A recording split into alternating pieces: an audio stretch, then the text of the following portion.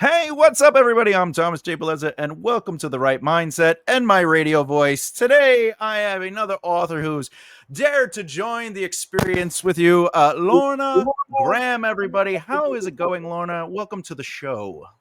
Thank you so much, Thomas. I'm thrilled to be here. Oh, great.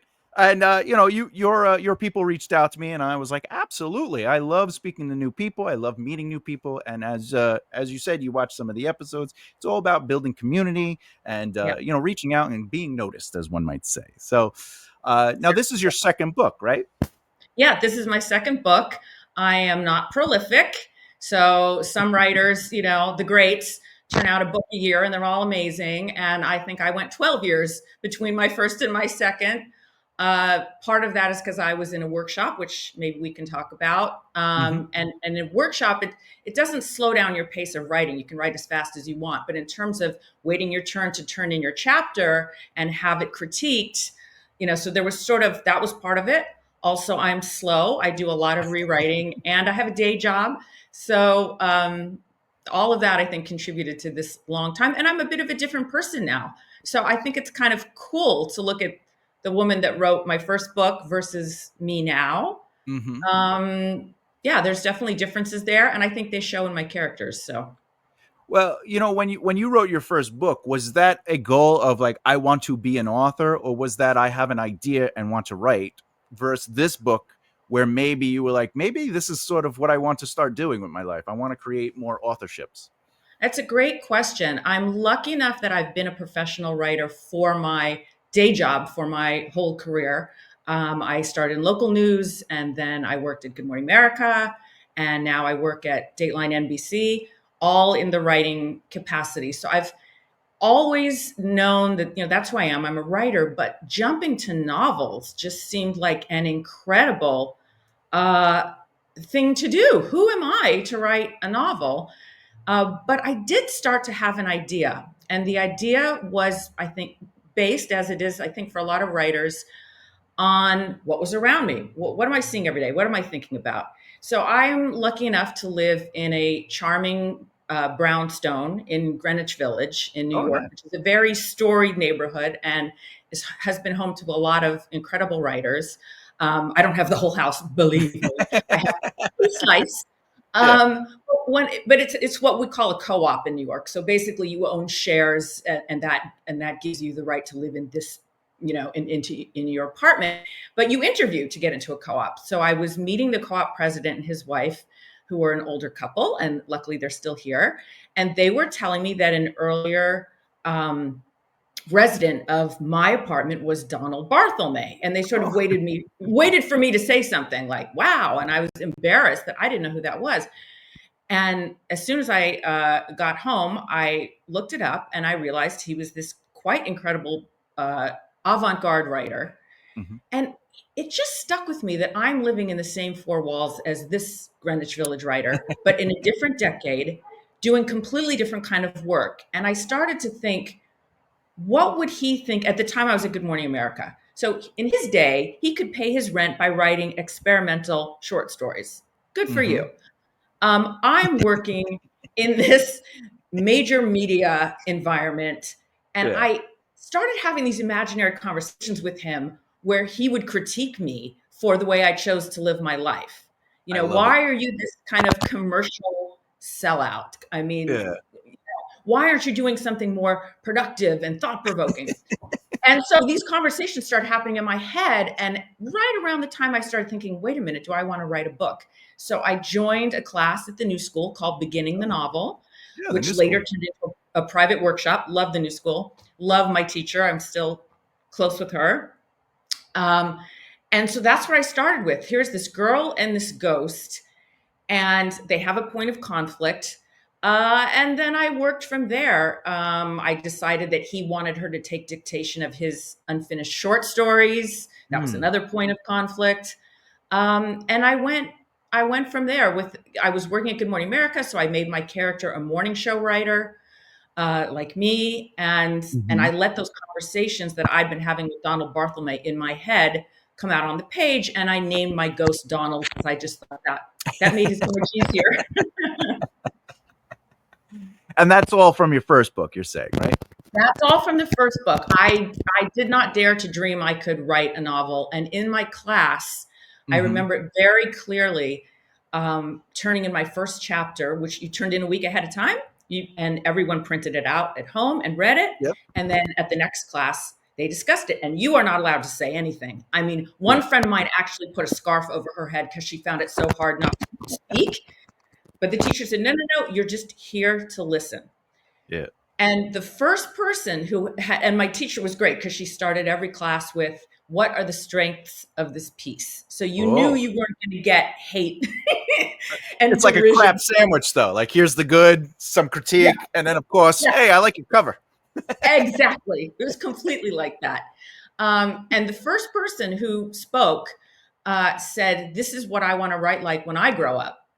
And Oh, I thought that no matter what comes after that kind compliment, no matter how much I need to rip up what I've written and start again, I am so grateful that this person made me feel included in this world of writers. Like maybe I can do this. And because hmm, she did that, I gained confidence to keep going. And I thought maybe I can be a writer. And it still took years. And I did the yeah, whole book, both of these books, through my workshop. um, it's a thrilling, scary, warm, and comforting experience all in one. So I think going back to what you were saying, once I had written one book, I already had started thinking of my second book, and I can tell you hmm, what inspired that if you like. But at least in my second book, I didn't come into going, "Can I be an author?" I thought I have been. I am an author. I'm an author. Yeah. So yeah, the door's open. Just go through. So that was a little bit of a difference between the two experiences. Yeah, and other authors or aspiring authors, they're afraid to take that first step, and there is an encouraging element, not necessarily to classes, but the camaraderie, the community that you are part of, and just Yeah. hearing that you can do this. There's something. It Yes. needs work, but there's Yes. something about this that is naturally interesting, and you have a voice and you have something to say, and Yeah. sometimes an author needs that. They might have that greatness in them, but they're just afraid to move forward. So even for the audience listening, it's okay to say what's good and what's right and what's working with your friends' piece, your manuscripts, and to encourage Yes. each other, because you never know. You never Yes. know. You might be living with the ghost of a great writer. And may I say one other thing about Say it. workshopping that I've only recently come to realize? I think uh, anyone who writes books for a living, you know that there's this sweep from being completely alone in a room and writing, which some people absolutely love that part, but for other people it can feel isolating. And then the very public part, if you sell your book and you get to go out there and promote it, now you're this public person and you're standing in front of people and you're talking about yourself, which for some of us is very awkward and embarrassing and nerve-wracking. And now when I look back at my workshop experience, I realized that was the sweet spot. Mm. That was the moment where I wasn't in front of a huge crowd. I was with people I liked and trusted, and there was only, 10 of us, let's say. Yeah. And I wasn't alone like I was when I'm writing at home. I was in this kind of middle place that was social, but it was all about books. Yeah. And and to me, that's something, I know, like you said, not everyone, classes aren't for everyone. And but I think most people do want beta readers at some point. Oh yeah, And I for think sure. it's wonderful to trade, like instead of just calling up a bunch of people saying, "Hey, we read my novel in progress," having a workshop where you're learning from what everyone else is doing and their mistakes and their triumphs, Yeah. and they're learning from yours. And like I said, it's social, but you are not a public face. You are just still one of a group. And for me, that was just Goldilocks moment. Yeah, and you bring up a really great point about different voices and stuff like that. When you're reading other works, it's giving you a chance to really say to yourself, okay, I don't have to write like this, even though I like what I'm seeing in other people's work, but it's saying it's okay because so many people write so differently. And a fear of writers, again, to the audience, we're here to inspire people. And sometimes we have that fear in ourselves, like I don't sound like Brandon Sanderson, or Nora Jones, or like I Oh, yeah. or whatever the case is. And it's like, am I good? Am I good? Yeah. And you realize, look at all these great, unique individual voices that are all saying something, and the words are different. I wouldn't have used that word, but I love the way they use that word, or I love the Yes. way the scene played out. And I Yes. don't think you could get that in isolation. No, I agree with you. And being able to not just read what my um, fellow workshoppers were writing, but get to talk about it with them, um, so it's such an interesting way to get to know people, because not that everyone's writing fiction that's actually a memoir. People are, Yeah. writing about outer space, whatever. But the point of view, the worldview of that writer is coming through in their writing. And I made some of my closest friends from this workshop because we got to know each other very quickly on Mm. a quite a profound level, I would say. Even though we were doing completely kinds of different stories. There was something about each writer that shone through, and it's kind of what you're getting at. There is no other you. You might think, "Who am I to write a novel?" But there is no other you. So Yeah. it will be unique by definition in some way. I'm not saying Hmm. every agent will jump up and Yeah. down and Like, say, this is "Wow, this is great. unique." I've never seen anything like this. Um, but there is no other you. There's no one with your life experience that's and everything else that's going into creating that piece of art. So and I also think I've known people that wrote novels never intending to publish them, and some who didn't publish them. They just wanted to do it. It's an adventure Hmm. to write a novel. And Yeah. I think if you don't get too hung up on where's this going, is this good enough, but really just burrow down and enjoy that process, Hmm. I think that has a lot going for it, publication aside. Yeah, and even speaking on that, Lorna, like I was just talking to a couple other authors the other day about this. It's like when you're creating the story, when you're first creating it, before you tell anyone about it, before anyone ever sees any pages, you're the first person to get to experience this story unfold. You know, you get to live in this world, you get to live with these characters, and it's all yours.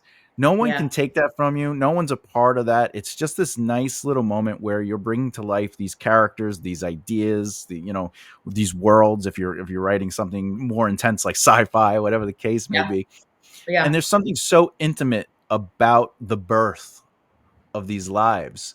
yeah, And I think writers of all people really get that special thing. Like artists can have a painting, musicians could have a song, but it's yeah, like, there's a divine element to being a writer. We are yeah. literally birthing life, and Absolutely. And you've probably heard a million writers say, I thought I was going to write this kind of story, but then my character started doing that.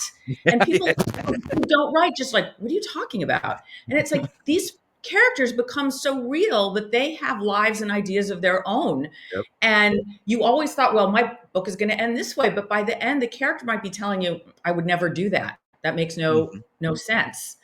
And the other part of that I'll say about creating characters that I found really interesting was when I was trying to get my first book published. Of course, I had to look for an agent, like we all do, and that's an arduous process that can take as long as writing the book itself. Yep. And I kept going. I had lots of rejections, like everyone else, and I kept going. And I realized at some point I was keeping going not for me, so I could say, Mhm. I wrote a book and I got it published. I was keeping it going for my main character, actually, my two main characters, the girl and the ghost, because I Yeah. wanted them to have their day. I wanted them to leave my apartment and go out in the world. So I really kind of felt that their fate and my fate were sort of tied, which I Yeah. never expected and was very interesting to me. And they're just words on the page, but they are these living, breathing entities that you care about and that you want to see do something. You want to push them out of the tree so they can fly, like Yeah, little birdies. exactly. Exactly. And Yeah. I just, I found that very gratifying in a way. I thought maybe if these characters feel real to me, they'll feel real to other people too. Hmm. And of course, reading your book, it definitely has a lot of that element, a lot of life to that. But before we even jump on that, you did mention something about how characters sort of control the trajectory of where they want to go. I want you in the box. No, I want to go over there to the garden. So that brings us to the architect garden discussion, the outliner versus, the Mm, pantser. mm. Have you found a natural position on that where you like to outline, or are you more of the quintessential pantser? I've tried outlining because it made me feel like here I am in the ocean and here's a life preserver to hold on to, and Mm. I can kind of pull my way back to the boat if I need to. But I can't say it's ever really worked for me because then mentally I get locked into this way of this is what the story is, this is what's Oh. happening. And then it kind of hurts my ability to do what I was saying before, which is let my characters talk to me. So Mm-hmm. I think this is kind of typical of me. I'm a sort of moderate person. I like a little bit of this, a little bit of that. Why do I have to do completely this or Yeah. completely that? So I would say I like to look. I sort of have an idea of here's my beginning, here's my end, here's the journey, but I don't outline it. But as I'm writing, I just look right over the horizon. Like, okay, so here we are, we're moving, okay, and then right over the horizon, okay, that's where she's going next, and then where's next? And I'm just looking a bit down the road. I am not um, saying it's foregone how this story is going to go and where it's going Yeah. to end. So I All guess right. I wound up a little in the middle. So would you say you're an Aquarius or a Libra? No. I'm literally an Aquarius, so that's very easy. I know. I know it. And there's nothing wrong with that. I'm just saying Yeah. it's very Aquarius. Oh, It's a you've time. noticed Yeah, I did. certain things with authors and astrology. That's Yeah. interesting. Oh, I love it. Um, What do you know about Aquarius writers? well, it's the idea of like having a fluidity to it, and Aquarius has to do with the pouring of the water and all that stuff. Like, so Yeah. you're in control, but you're willing to let things flow where they need to go, and Yes. watching them go through the crevice or grow wherever it has to go to form what they say the Aquarius life, right? Because water Gotcha. is life. So, I love that. um, now when you were writing your characters, of course, you talk about how they push back. What is one of the funniest arguments you had with the characters where you won, but it took a lot of convincing? Ha, that's a good question. Well, now I think I need to pivot to my second book, Go for Where You Once Belonged, over my shoulder, because that's much fresher in my memory. And this character was has certain bedrock things in common with me. She lost her mother as a child. Her father was in another country with another family. But she and I are very. She takes that same background and takes very different life lessons from it than I do. So she and I were arguing a lot. She has become a real cynic, believing you can't count on people, they desert you, you have to go it alone in this world. I, from having those same building blocks of not having parents, um, around me, I took a very different lesson, which was to it. create allies everywhere I looked. You know, my friends, when I was a child, my friends' moms would become like moms to me, and I had cousins who became like big sisters. And but my character Everly Page does not do that. She really tries to do everything on her own, and that's the kind of battle we had because even though I created her, I didn't understand her. Mm. And what I kind of set as a bit of a challenge for myself is can I take this character who is such a cynic and at work, even though she's a very talented journalist, she's a executive producer of a news magazine show. Excellent. Nice. Um, she's such a kind of a sellout. Mm. She almost fetishizes her own cynicism. Can I take someone like that and pivot her and get her to see the error of these ways and to open up and Hmm. to be of help to other people and let other people help her? And in the end, that's where she had to go. That's where Yeah. the story was going. But to make it realistic for this character I had to create it took longer to get there. It just that's not a light switch kind of thing.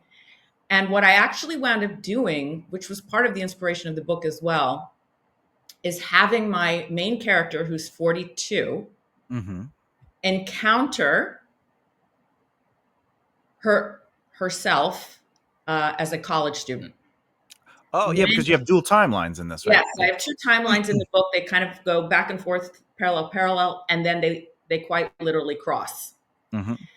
And I thought that this character that and there was a scene in a movie that inspired me to want to do that kind of story about an older self meeting a younger self. But with Mm-hmm. this character, I actually started to believe it was necessary. She was not going to change unless she had seen for herself with her own eyes Yeah. that you were once very different and you once were capable of having really deep, important friendships, and you screwed it up. In her memory, she didn't screw it up. In her memory, her friend screwed it up and betrayed her. But when she Yeah. sees her younger self, she realizes these memories are faulty. And therefore, this whole set of core beliefs that Mm-hmm. she has created for herself are wrong. And she really needs to take a hard look at that. But she's the kind of person, she's so hard boiled. I saw a movie, an old movie once, and one character said to another, I've known some hard men in my life. Oh God, hard boiled eggs or something. Anyway, it was basically she was saying, honey, you're 20 minutes. Like if you're a Yeah. boiled egg, you would be 20 minutes. So I wanted to take a 20-minute boiled egg character Yeah. and see if I could loosen her up. So yeah, we had a lot of tussle, and I did win, but I had to do it her way. I Mm. had to make it on her timeline So anyway. what you're saying is you couldn't actually win the argument, so you created the younger version of herself so she would win the argument. I will only listen to myself, and you're like, well, I'm going to create this younger version of you. So Yeah. you snuck around, used some psychology on her. Yes, Yeah, I did, and a little magic. I mean, little magic. a little bit of fairy dust is sprinkled in there, which hopefully is well defended and explained, and you understand why and how it's happening. But may I tell you the inspiration for even doing that Yeah, to begin with? please. Yeah, Because let's hear the inspiration for the book. yes, well, because I'm always interested in where other authors get their ideas too. So Yeah. there was a movie in the late '90s called Living Out Loud, and it Oh starred yeah. Holly Hunter and Danny DeVito and Queen Latifah. And Holly Hunter plays this woman whose husband has just dumped her, and she has no friends and zero confidence. And she keeps having these daydreams that strangers in restaurants are waving her over to their table, and those daydreams make her feel better. But of course, they end, and then she's alone again. She befriends Queen Latifah. Queen Latifah is a nightclub singer and says, Hmm. I'm going to take you out to a cool club that I know. But first, take this pill. They don't tell you what the pill is. It's probably ecstasy. Yeah. Holly Hunter goes to the club with Queen Latifah. She goes out on the dance floor, and the ecstasy kicks in, or her daydream kicks in, and suddenly all the women around her are dancing in formation with her, like at a Broadway musical. And she comes to the front and she's dancing in a way that's like she's feeling herself for the first time Yeah. since the divorce. She's starting to feel like, oh yeah. And we know from previous daydreams what her teenage self looked like, because her teenage self was a bit of a badass. She had a little tattoo. She was making out with guys in the alley. So after she's been dancing with all these other women, the lights change, the music changed. She feels a tap on her shoulder. She turns around, and there's her teenage self, which we know Mm. because we've seen her in these daydreams, tattoo and all. They look at each other, and then they embrace, and they start doing a slow dance, and the camera pulls back, and they're kind of lost in this sea of people dancing.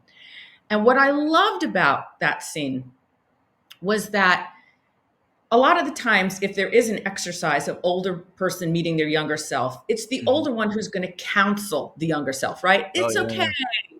Everything's going to be all right. Da da da da. Acne doesn't last forever. Whatever.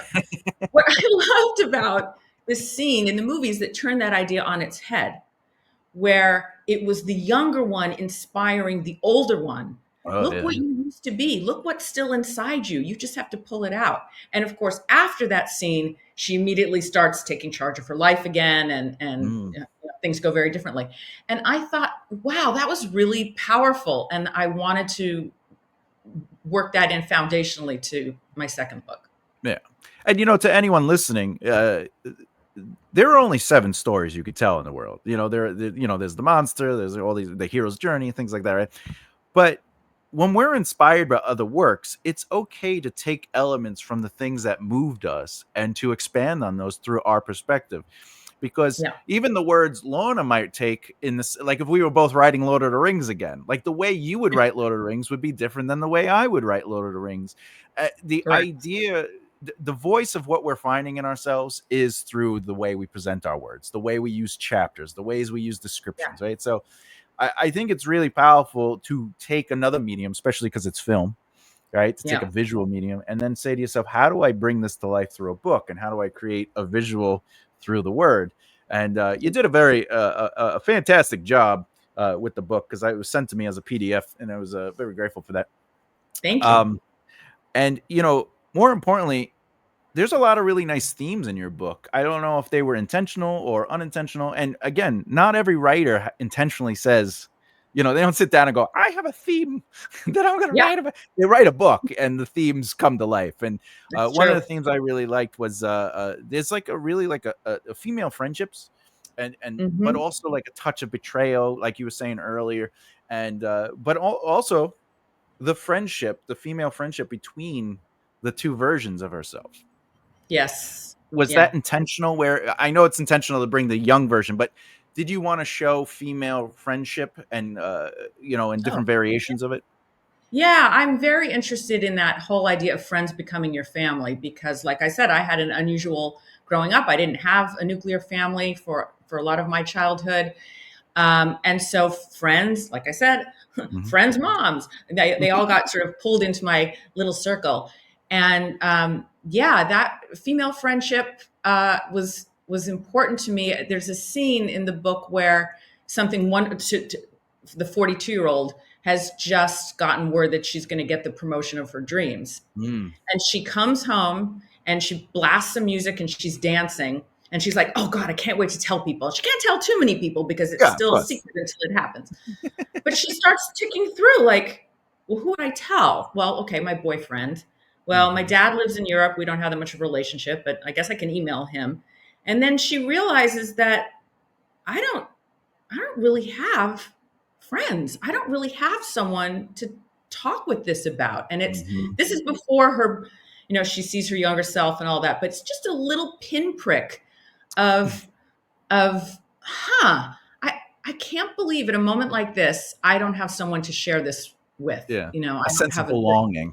yeah, exactly. Whereas when she Mhm. was in college, as you know, she lived in this off campus house that had sort of a feminist bent to it.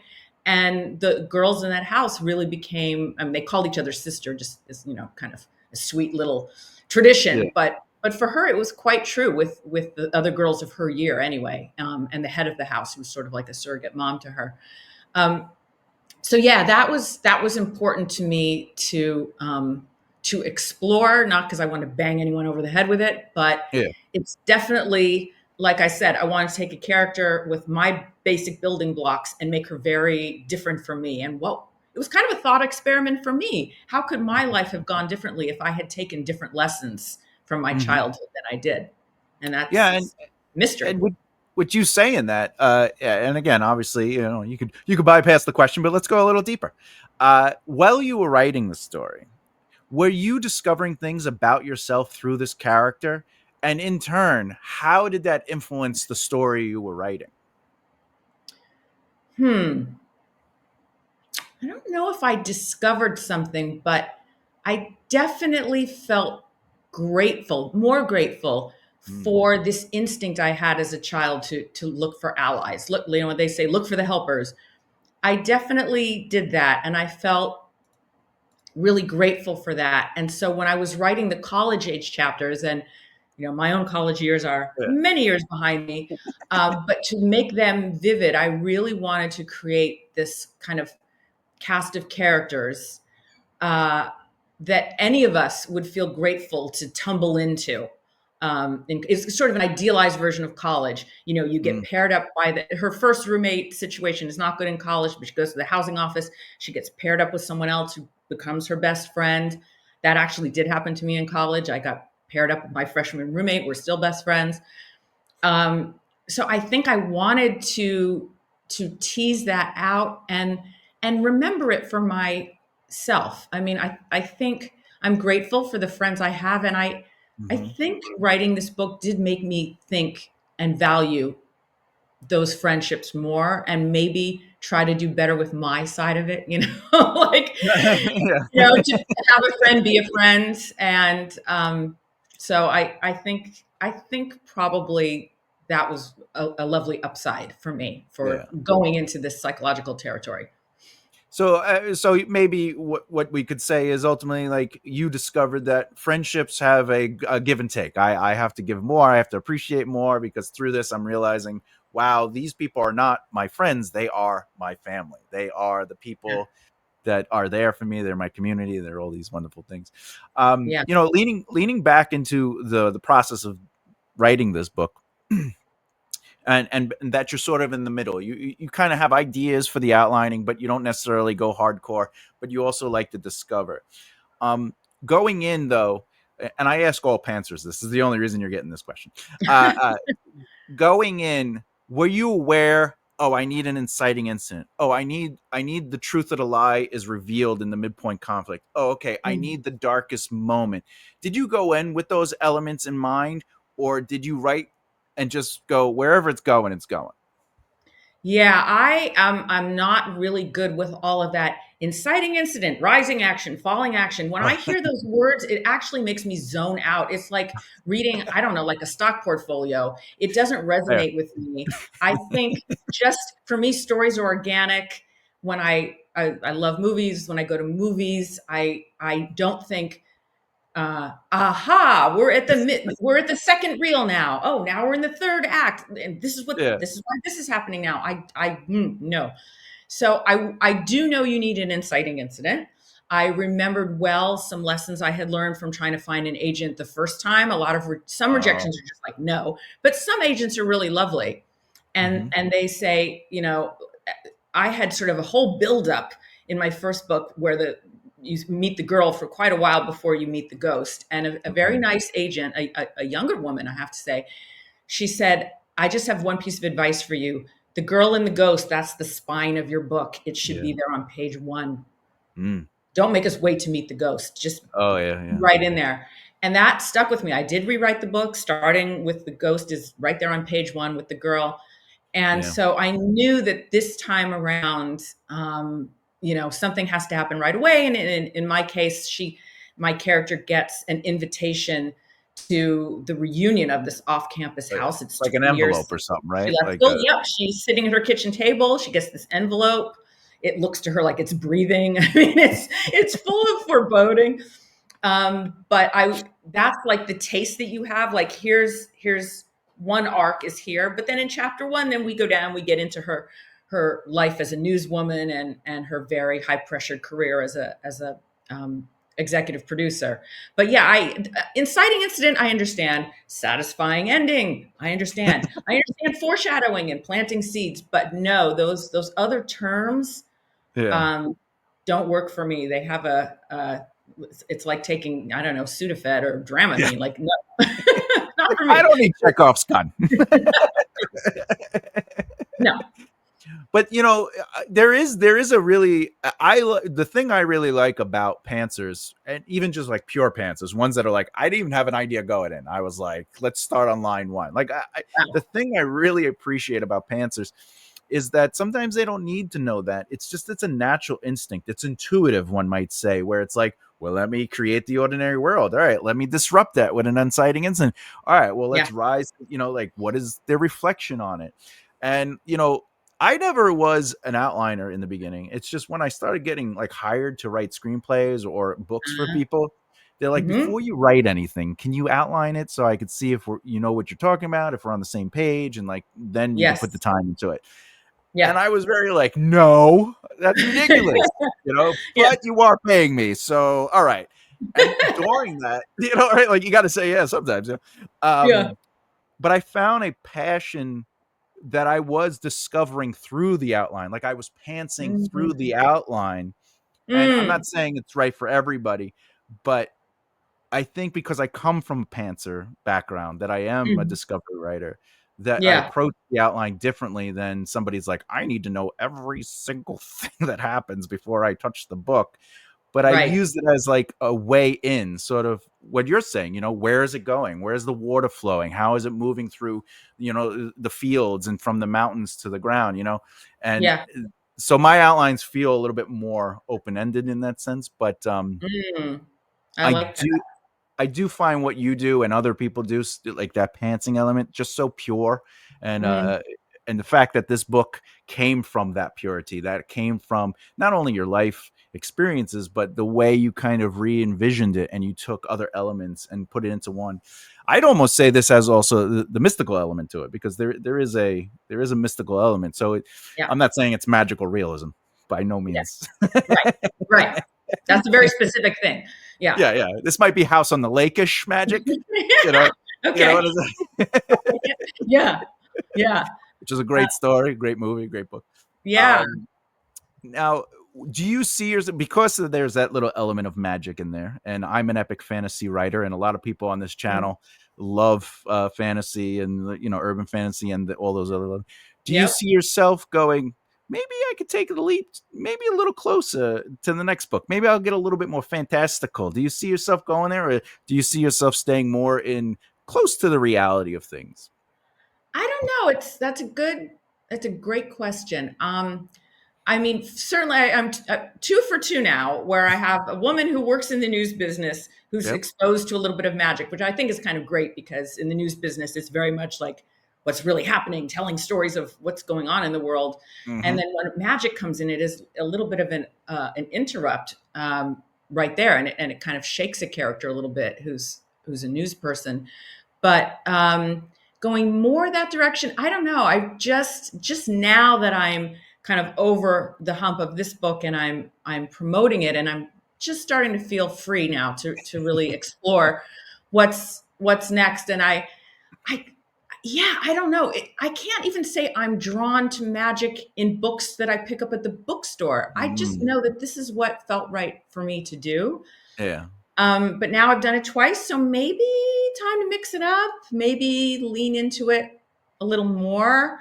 I don't know if I'm like a psychological thriller type writer, but I am kind of interested in like maybe something dark Mm. that's not quite explainable happening at a spa, a place Okay. where everyone goes for wellness and Mm-hmm. retreats, and that, something happens at a place like that. So I might be done with news for the moment, and Mm-hmm. the kind of magic I've explored so far, and I might pivot a little bit. But Yeah. like I said, because I don't outline, it's kind of, I mean, I think Joyce Carol Oates said she starts her books with uh, a very simple concept. What if this kind of thing happened to Mm-hmm. that kind of person?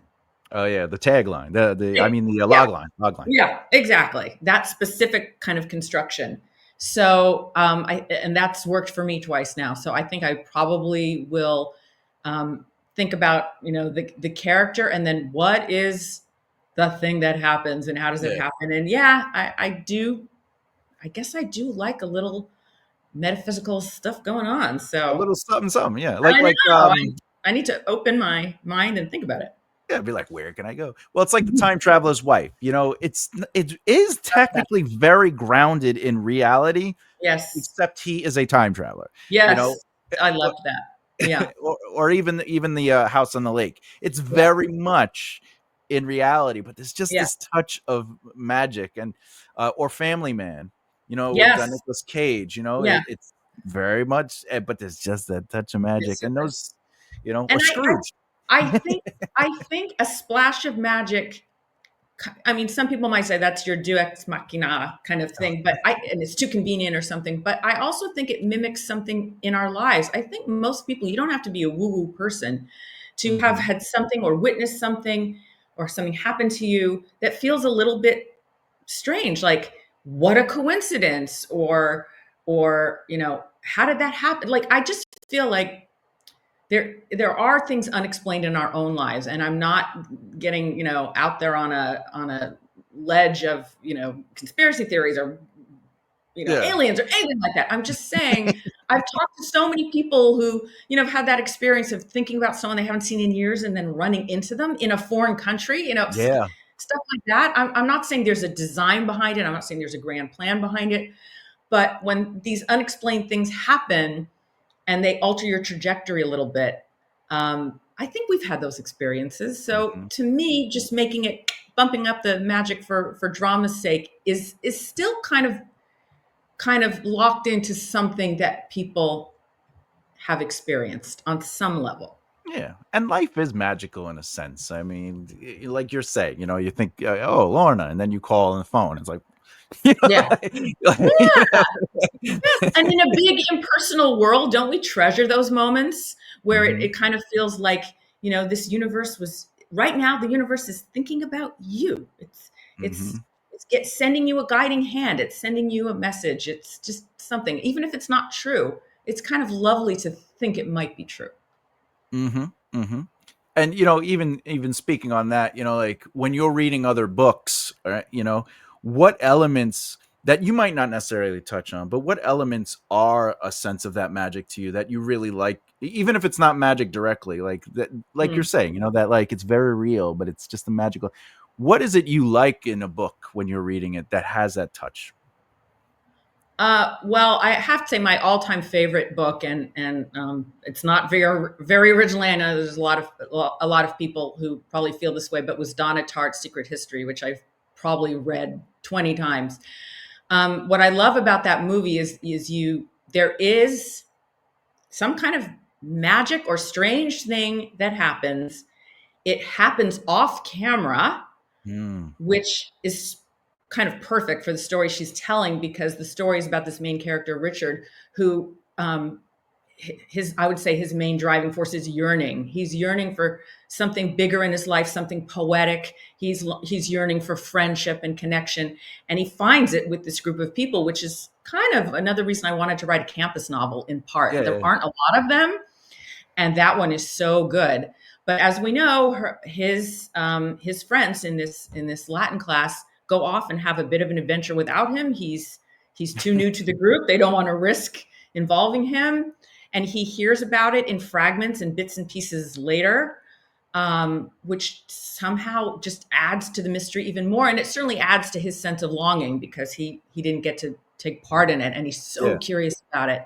But I thought what she did there, with some history of the ancient Greeks and the cult of Pan and everything, I also wanted to use history as a way to inform, sort of be the underpinning for the magical moment that I have. Is Mm. you know, in my case, it was Native Americans, not ancient civil, not ancient Greeks, but um, yeah, that's actually, until you asked me that question and I just said what I just said, I did not see that connection, and now I do. So thank you. That's what we do here on the Right Mindset. We get people thinking. Yeah, it's really good. um, I kind of want to keep going with the idea of being a writer and like the process of writing, because I think it's important for other writers to know that it's okay to have a different method. It's okay to do it a different way. It's okay to approach it another way. Yeah. Um, but every writer gets to a certain point where the book is done. So my question to you is, when do you know, or when can an author know when the book is finished and you could just go, time, just it's ready? Miller time. Um, I wish I could say I have my own inner compass and I just know. I was lucky enough my first time out to land a really great agent who is a really Mm. great editor, like many of the great agents are. And so would send her drafts for my second book, and she would go, "Ugh," and we'd have a lot of discussions, and she'd send me a lot of notes.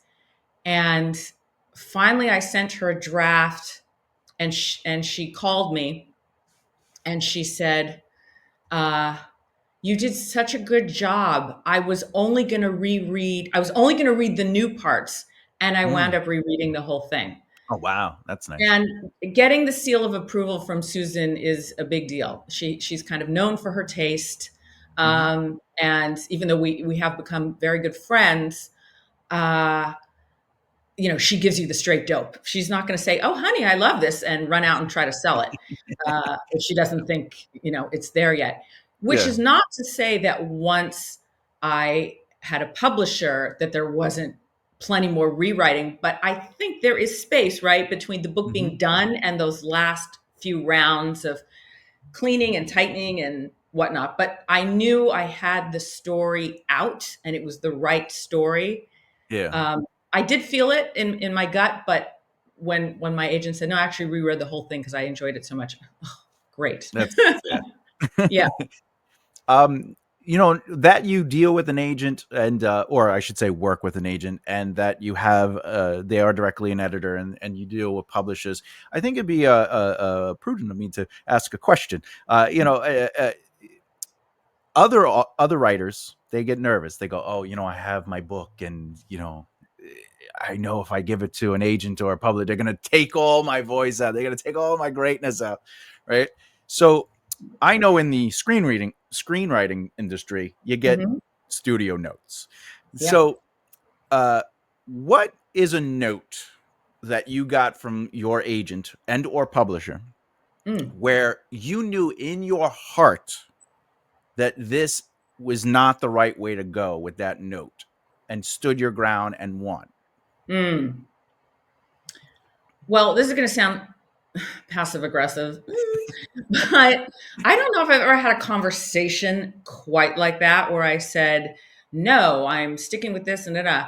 I think I just sort of ignore what isn't working for me and try to make the story I want to tell so compelling that it wears down their resistance, but we never actually had to have Head to head. the awkward conversation. Yeah, I just go, "Oh, thank you. That's great." And I'll give that some thought. And then I do what I want. But I sometimes a note is wrong, but there's something underlying it that is Mm, valid. So I yes. try to look for that too. Like I'm not literally going to have her boyfriend, you know, slam the door and jump out a window, but you're right. He should be more upset here. You know, Yeah. he should be more despondent. He should be more angry. So I guess I try to look for a kernel Hmm. within a note. And by the way, my day job is just the same. I write the opens for uh, and there's another writer in the department, but it's not all me, for Dateline NBC, and our opens last about a minute 30, Hmm. and we create them, and then it goes to your boss, Yeah. and then he has his way with it, and then it goes to his boss, and then it goes to the producer of the piece, and then it goes to standards and practices, and then it goes to the legal department. you Hmm. you have, I would say, 1,000 pounds of pressure on this postage stamp of a thing. Yeah. I am very used to direction and notes. I am used Mm. to notes that contradict each other and trying to thread that needle. And in fact, Susan Gollum, my agent, when she first told me that she would be interested in representing me, she said, but I have to ask you something. I'm going to want some changes here. And I said, okay. And she says, are you willing to make them? Because I've had a lot of authors tell me, oh, Mm. sure, whatever you think, I'm easy. And then they fight me and we never get the book to where I think it could be. Can you take direction? And I told her what my typical day at Yeah. Dateline is like, which I just told you. And she said, oh, okay. That puts it in perspective.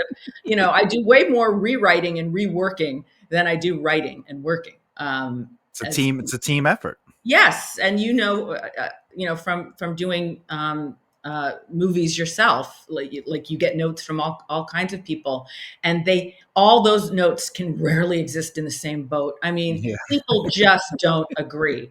So Yeah. you have to kind of stick with your true north, but try to make. I think a lot of it is people want to feel heard, even probably studio executives. They Hmm. want to feel heard or seen or whatever. And so if you can pull them into your circle and sort of say, do that therapist talk, I think what I'm hearing you say is da da Hmm. da. And how about if we address it this way? Yeah. One thing, I've done a lot of freelance work in my life. I've been very lucky. I've worked with Steven Spielberg and some really great people. And what I've done sometimes, especially when I'm a bit nervous about a project and it's like, high, it's on tenterhooks, like people on both sides are have a lot to say about it and it's very Yeah. fraught. um, I've tried to give, if I can, give them choices right off the bat. Like, here's three ideas for our opening. Mm, What do you think? Then I'm comfortable with all three. I wouldn't send anything I didn't like. But this way, they get to feel like a participant. dude, Like, yeah, oh, I choose option three. They didn't write option three. They didn't even give me any notes that got me to option three. But they felt like yeah. they participated. So that doesn't really apply to novel writing so much. But it just in my other writing life, that's one way I have found to sort of negotiate those notes because I think that's that's a good rule though. yeah, For authors, you're a part of a team. If you have an agent, if you have a publisher, if you have an editor, it's true. they're investing time into you. So that you have to It's be true. willing You're right. to. And remember, you have the original manuscript. So Yeah, the book exists as you wanted it. So yeah. it's okay to adjust things. And, but Mel Brooks has one of the funniest methods of notes giving. He says, he goes, studios once came to him. He goes, I don't know if you've ever seen the producers, Yes, right? yes, One of the yes. notes he got was, could you take out that springtime for Hitler? It's terrible. Are you kidding? It's the whole Like, movie. yeah, and Springtime people for start Hitler. singing it like it's like a punchline for people's jokes. They just start singing it to get across a certain thing. So yeah, Yeah. that's no, that's yeah, that's absolutely right. Like sometimes the thing that you know is the best part and the heart of it is the exact thing that somebody wants to gut. Yeah. And so that's tricky. I would say if I can share one brief story Yeah. from my freelance life, I worked on a short doc about the creation of the Nazi death camp Auschwitz, Mm. and they had approached Steven Spielberg because they wanted a documentary to commemorate. I think it was at the time the 70th anniversary of the liberation of the camp. Mm. Later, the documentary would actually become their in-house documentary, people who go to visit Auschwitz watch this film. It's been Oh. translated into a bunch of languages. I mean, Meryl Streep did the English, but Juliette Binoche and Javier Bardem, and all these great people did it. But back when I started working on it, what I quickly deduced was that the people at Auschwitz that I would be working with, the communications people, some Mhm. historians, there's an archivist who took me on a personal tour. They have very complicated feelings about this terrible place being Mm. plopped on their soil. They feel guilty and they feel defensive and a lot of emotion there, which I completely understood. Yeah, yeah, Um, 100%. but I'm also working for Steven Spielberg, so when I was writing this script about all these terrible things that happened, um, I remembered that when I was at the camp and this archivist took me around, he took me sort of behind the scenes and I saw all this incredible art Mm. that prisoners at Auschwitz had created, like beautiful things. And they weren't, at least when I was there, they were not part of the public tour. Oh, And I said, yeah. but people should know about that. Even in the darkest times, artists were still creating. And I also did some interviews and learned that there were children at Auschwitz who were Mhm. able to, for lack of a better word, still be kids. They still played, they still gave each Mhm. other presents on birthdays. So I knew I was working on a Steven Spielberg project. He was busy directing a movie, so I didn't have a lot of guidance from him. But I had a feeling that he would want some positives in this dark Yeah. story. And he So loves children's elements. yeah, Mhm. so I that's how I wrote it. And there were some people from the memorial, the Auschwitz Memorial, who were really unhappy with it because they didn't want to feel like they were being let off the hook somehow. This is what I mean. There's guilt. There's a lot of stuff going on. So to Mhm. say anything positive happened at Auschwitz really freaked them out, and I completely understand. Yeah. So we took all that out and then they approved it.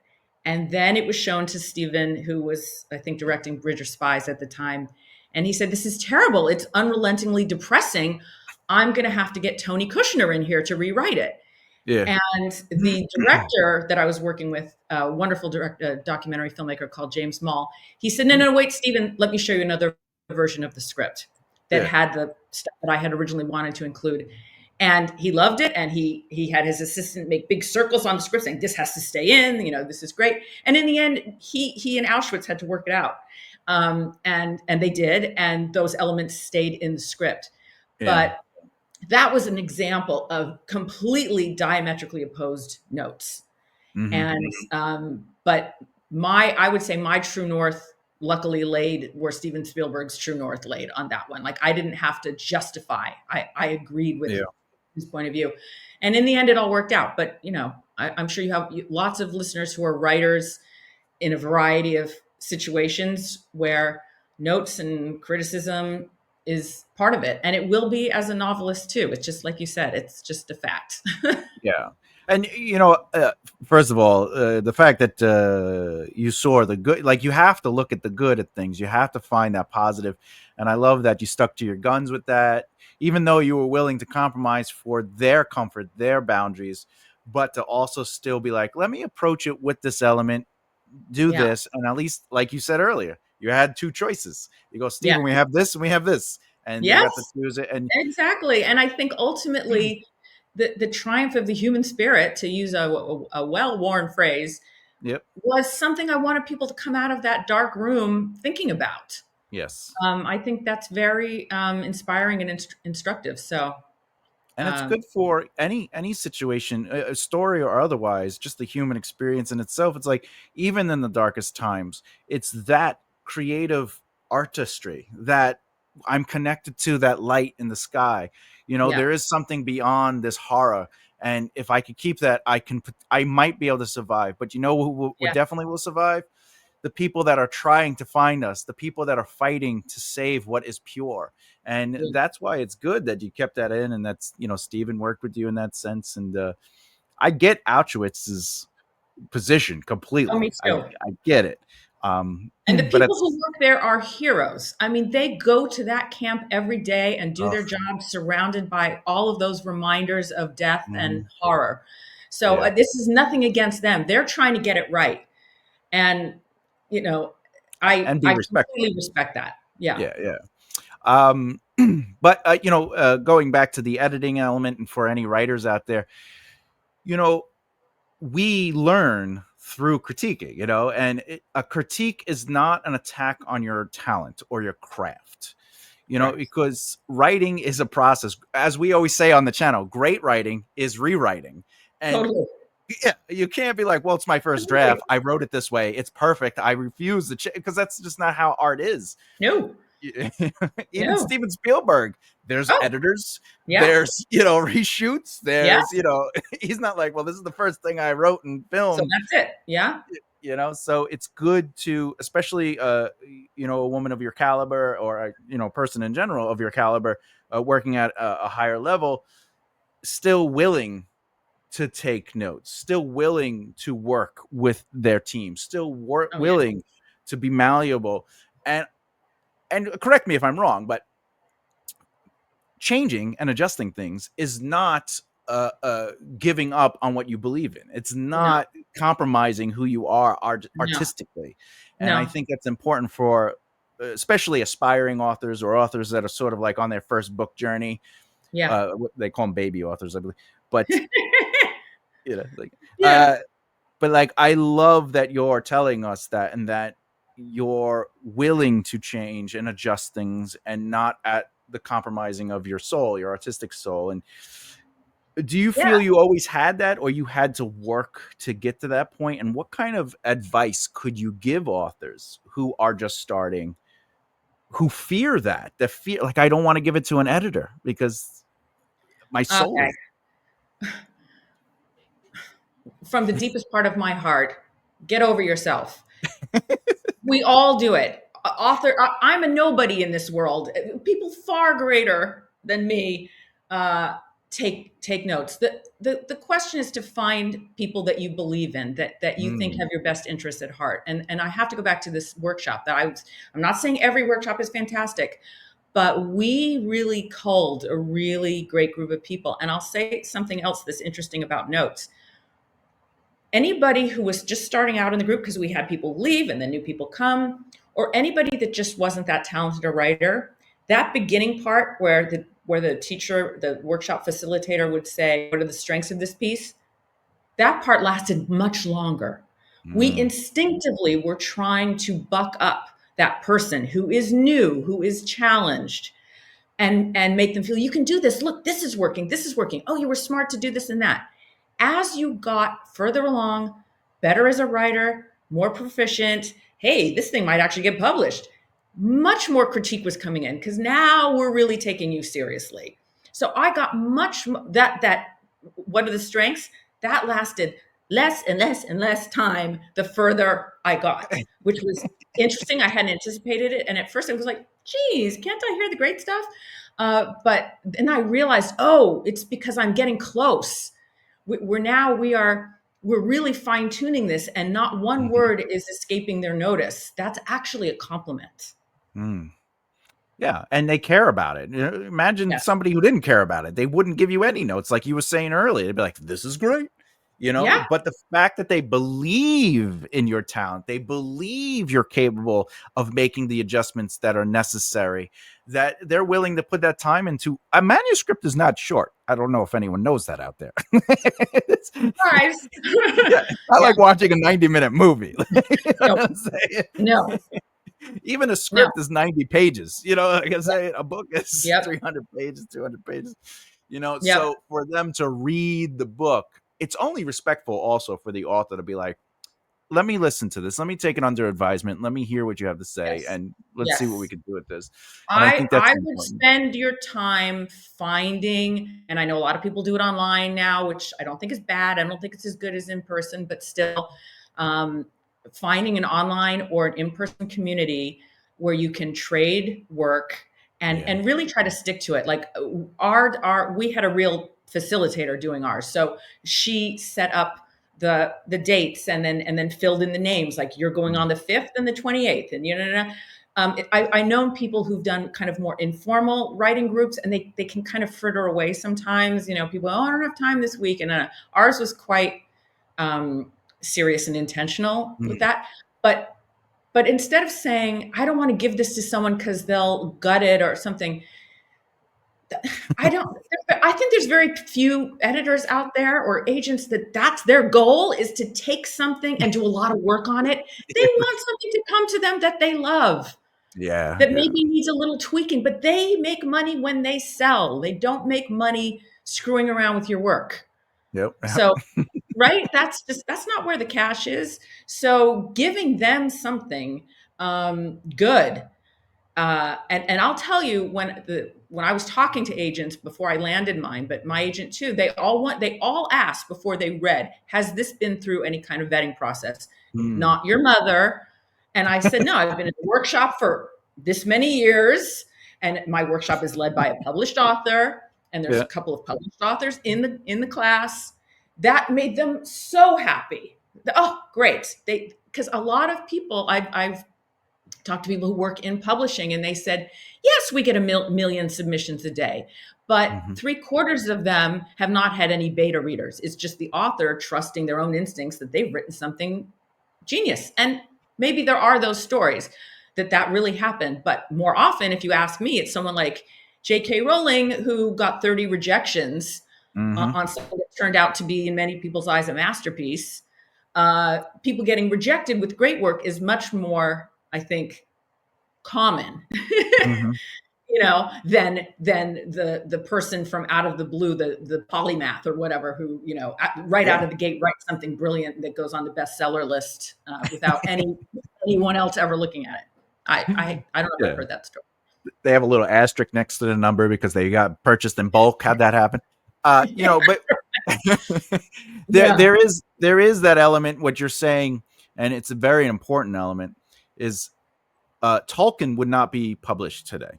There's no Mm, way Lord of the mm, Rings, The Hobbit might be, because of mm, like it's it has a grander audience. It's for kids. It was simplified, mhm. but The Lord of the Rings was a single book originally, and then Yeah. the publisher broke it up.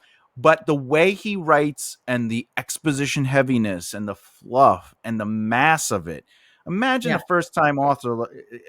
Can you publish this? They'd be like, that needs a lot of work. Yeah. Exactly. Yeah. Exactly. It's Yeah. Yeah, it's incredible. And but honestly, why would writing be any different than any other human endeavor?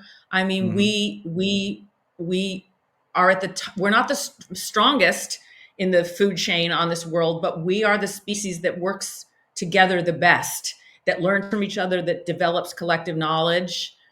So I think that's a bit of a breadcrumb there in our path to figuring out how to do things. It's like, oh, what seems to work is back and forth. I mean, I think we Hmm. make each other better. And as I said, find the right group. I'm not saying any class is going to be the right class or any friend is the right person to exchange your work with. That takes work too, finding the right Yeah. group. But all of this takes work, and that's why, as I'm sure your audience knows, I mean, you got to do it because you love it and you have a story to tell. If you Hmm. write from the point of view of, hey, this is selling right now, maybe I'll do this, and I want to be number one, okay, but You don't want to that's, write to market. yeah. Mm. I know a lot of uh, people who think that's the way to go. but sometimes they just want to keep writing. Every 3 months they release their romance novel. Yeah, But Lorna but that's Graham, yeah, and it is fine, by the way. That is a totally path. fine. That is a path. Totally Yes. fine. Um, but we reached the point where we usually end the show. But with every single guest, I ask the same question, and I'm going to ask you the same question. What is one piece of advice you discovered about writing that completely changed the way you approach the writing process? Piece of advice. I don't know if I ever got that wonderful counsel from someone else, but from doing this workshop and thinking, okay, I'm going to outline. Hmm. I won't feel safe writing hundreds and hundreds and hundreds and thousands of words without knowing I can get back to my story, everything that I told you before. I had to find that out the hard way. Mm. Two, I did start with my second book doing a lot of outlines and actually turning outlines into my workshop Oh, nice. as, maybe, they can help me with this. Why not? They can help with any part of the process. But then I would get so invested in the outline that when it came to writing, um, I was always going, oh, but I'm supposed to be doing this, and but my character's leading me here, and I there was a lot of mental time and effort, Mm. and many thousands of words, despite my greatest hopes. No, I won't say wasted because you learn from everything, but that's how I learned. I learned by screwing up. I did Mm. not get. I don't think I. Yeah, it wasn't from the outside. It was something I had to learn for myself. Yeah, and that's also a part of it, like from somebody or yourself. And I think that's a Yeah. great lesson learned, is to trust your own intuitiveness, Yes. your own instinct, what works and what doesn't work for you. It's okay not to do it the way that others might do it, or others say you should try it this way. Right. I've said it many times on this show: is be malleable, be willing to listen to what is truly coming through you. And like, Yeah. you got two books out of that method, and like you said, you learn from one book to the next book. So your third book is probably going to be a completely, or at least adjusted way of approaching it. Yes, exactly. And I'm just praying it doesn't take me 12 years to do, because that's something I would like to change. If anyone knows how to do this faster, please call me, because so far, but maybe everything I've learned will make this next process smoother, but we'll Yeah. see. But like I said, you have to do it because you like it. Like if someone told me right now, it will take you 12 years to write your next book too, still want to do it, I'd probably say, yeah, I guess so, because I like doing it. I don't want to think Yeah. it's going to take so long, but maybe that's just my lot in the writer's life. Yeah. And I'm lucky because I have this day job, which is quick turnarounds. I work on a story for a week or two and it goes. And so I have that constant churn and flow. And then this is where I, sit back with my, cup of coffee and just sink into it. So I like that balance. Well, I hope it comes out at least within the next 6 years. We'll Yeah, split it in half. I'll try. I'll try. Just for you, if for no other reason. I appreciate that. All right, Lorna Graham, please, how do we find you out there in the world? And remember, this is also audio and video, so those who are listening on audio might not know how to spell anything, so spell what you have to. Oh, well, my website, which by the time this drops should be up and running because I revamped it, is lornagraham.com. And I'm still on Twitter because I'm so bad at tech and social media. I haven't transferred to a different app, but I will be. But right now, I'm a very village gal at Twitter. Okay. Yeah, because it's kind of going back to my first book, Greenwich Village. So I'm a very village gal. All right. But Sounds good. oh, I'm on Facebook too. But I don't. There's just so many Lorna Grahams. I don't know how people. Like I said, I'm not good with the social media. If anyone wants to help me with that, I'll take that advice too. All right. Well, the good news is her website link will be in the description of the video and also the audio area, so you can just click it. If you're listening, it's Lorna for her first name, and then Graham, Graham, Graham. Graham. I guess that would be right. That would be Graham. Yeah, I think that the Brits have Graham. You know, they have a different yeah take on it. The But Graham. That's all right. My last name, my last name is it's, Bellezza, right? But we does that pronounce mean it Bellezza. beautiful? It Does it does, mean yeah, yeah. beauty? Yeah. hmm How In the nice is that? Italiano. What? Oh, Oh, how nice is that for that to be your last name? That's it's well, fantastic. my name backwards actually means beautiful. Well, beautiful earthly father of Jesus. Holy So moly! yeah, I don't know. My Wow, parents were very Catholic, I guess. But no, but that's people have amazing. called me Barracuda before. I'm like, what? They're like, I can't pronounce your last name. Like, it's on video too of them going, Thomas J. Oh Barracuda. no! Oh no! Oh God! When Like, you were a kid, was it tough too? yeah, that's why I say Bellezza because it's Bell and Ezza. Just call it a Yes, day. Don't worry about the, smart. Yeah. ragazzo. Not everyone Hmm. parla italiano. But if you go to Italy, they probably all get it right, and they probably love it, right? Oh yes, yes. I can't wait to go to Italy. That's my goal. Is before I'm semi-retired now in my life. Since I Nice. was 27. But like when I'm like, you know what, I'm just gonna vanish.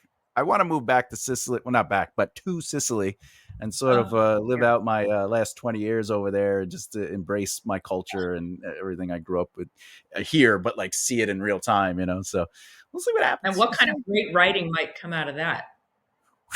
Some of the Right? scenery, oh, it's like a whole fantasy world out there, and Completely. you were saying it earlier before we even started. It's like seeing even just the states, like going from New York, which is my home world, to Yep. Florida, to the Midwest, as I am. I've been to LA, and I've did all over just states apart, even Pennsylvania, from New York to Pennsylvania, there is like a cultural difference. And Yes. Sicily is going to feel like I'm on Oh, Narnia. yeah. Exactly. Especially because I think I've been to Italy a couple times. The whole their set of values is different than ours. Eat to live versus live to eat and stuff like that. I think just sinking down and being in the moment and just not rushing somewhere and being more in real life. I'm sure they're doing lots of Zooms over there too, but they just seem to really cherish that square in the middle of town with the little tables and little Mhm. glasses of some kind of drink and watching men play bocce and just chatting and just being together. I think that would be Yeah. fantastic. Yeah, you just have people run around go un cafe con carnato with the con zucchero. Exactly. Yeah, you're on your way. I'm getting there. I'm getting there. Io sono de Roma. Very good. Thank you. It's my second language, but I'm just started like repracticing it because I grew up around it, but you know, Oh yeah, of no one course. talks. You can't practice it. So I've been practicing it on my own, watching videos, watching shows, stuff That's like that. so smart. And this is what helped me. So I think I mentioned that my dad was in another country with his other family, and that country is Norway. And I have spent a lot of time, and it's been a very meaningful journey to me to become close to my Norwegian family, and it's Oh, it's nice. really great. I spent my junior year abroad, not in Norway, not in Oslo, but in Denmark, which was only like a half-hour plane ride away. I lived in Copenhagen for a year, and I really tried to learn Danish. And what helped me, honestly, was a glass of wine. Going to a party, have a glass of wine, and just ask the person I'm talking to, can we please speak Danish? I know it's going to slow Oh, everything down, but if you'll do 5 minutes of Danish with me, that's all I'm asking. And then we can go back to English, because of course they all spoke perfect English. yeah. So just a glass of wine to get past the embarrassment of how bad I'm going to sound, and then asking people to just indulge me. Hmm. And that helped a lot. Yeah, and Danish is beautiful. So's Norwegian and stuff like that. You Yeah. know, Well, I they're believe. very funny languages, because in print they look almost identical, but Hmm. Danes swallow like every other syllable. They always say we talk like we have a potato in our throat, and Norwegians and Swedes, they're much more sing-songy. Yeah, So yeah. it's not as romantic as say, sprechen Sie Deutsch? Nein, sprechen Sie Deutsch. No. Guten Tag. But Yeah. No. they're over there though. Yeah. Yeah. It's yeah. They're I guess they're all Germanic Yeah, languages. yeah, They're just yeah. yeah. They all got Yeah. that the Deutschland, because they don't call it Germany, they call it Deutschland. So, but Yeah, exactly. Yeah. I say I'm getting there. And I don't know why I remember this, but the Danes called Germany Tyskland. Oh, Tyskland. Yeah, Tyskland. yeah. It Yeah. wasn't. It doesn't have something to do with like the ground. Something to do with the like the environment. I Yeah, got to relook that up. I don't I don't know. know. Well, with that fun history lesson, Yeah. let me do my sign off. Let's get it going. And I'm Thomas J. Bellezza. This is The Right Mindset. And as always, please keep developing the right mindset. I'll see you next time.